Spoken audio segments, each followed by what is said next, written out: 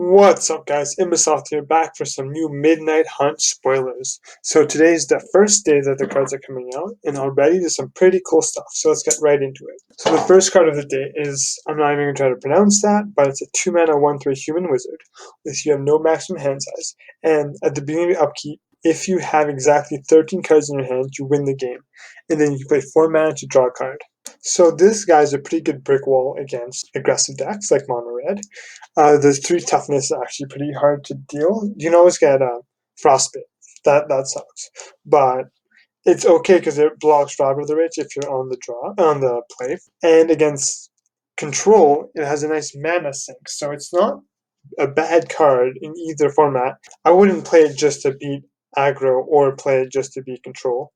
So it's a pretty okay card in either matchup. And now the last ability. I think getting to 13 cards is pretty tough.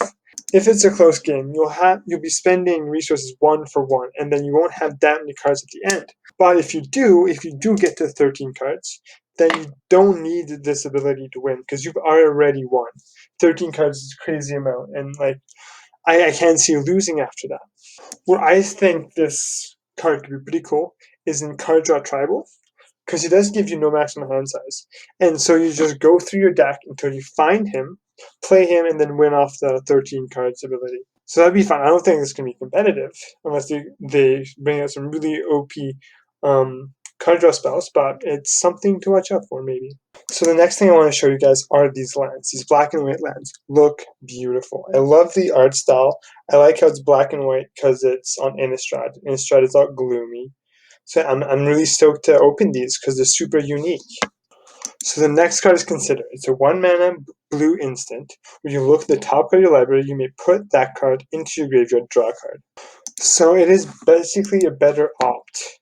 You should know what opt is, card 1, draw a card. Because it goes in your graveyard. There's a lot of strategies that like that. They want to put stuff in the graveyard. One example is Storm. Storm already runs opt because they need card filter. And this card is going to kick ass because they'll put Past in Flames back into. If you put Past in Flames in your graveyard, basically drawing 2 cards for 1 mana. So yeah, I think this card is great in any deck that used to run up, and I think it should see some play in standard and everything. So Play with Fire is a 1-mana instant that has Play with Fire deals 2 damage to any target. If a player is dealt damage this way, scry 1. So they basically made a better Shock. It does everything Shock does except you scry 1 when you deal damage to an opponent. So it's better than Shock, but is it better than Frostbite? That's the question. Because the extra damage on Frostbite, if you have 3 Snowlands, dealing 3 damage is really important because that kills way more than 2. So if you're not going Snow Mana, then Play with Fire is pretty decent. The thing is, I don't really think that the scry is that important. Because if you're shooting your opponent in the face, that means he's going to die. And if he's going to die, then the scrying does nothing. It is better as like a 1-drop if you just play turn 1 mountain, and then they don't play a creature, and then you shock their face to get a scry. That's okay, but it's nothing broken, I don't think. So the last place I see this card going is in Mono Red in Modern, where all they want to do is hit face. A 1-mana deal 2 damage scry isn't that bad. So I don't think you'll see the full playset, but it might help them and give them a couple more consistency. So Infernal Grasp is a 2-mana instant that has Destroy target creature, you lose 2 life. So 2-mana removal has notoriously been good. Power Word Kill sees play, and so does Heartless Act, and there's some deviations on them. I honestly, you gotta look at the meta for this. If there's so much aggro, then Infernal Grasp is probably not what you want, because that 2 life can actually be really bad against if you're going Mono Red. But yeah, it's definitely a contender for the best 2-mana removal spell. It just, as I said, it's meta dependent. So Champion of the Parish is a 1-mana black zombie that has whenever another zombie enters the battlefield under your control, put a 1/1 counter on Champion of the Parish. So this card is basically a play on Champion of the Parish. And if you guys don't know, this card kicks ass. It is a staple in the humans deck. So I think this will do the same for the zombies. Because having a 1-drop that's easily a 2/2 or a 3/3 on turn 2 seems really strong. So I think they're going to push zombies again in this set. It is Innistrad after all.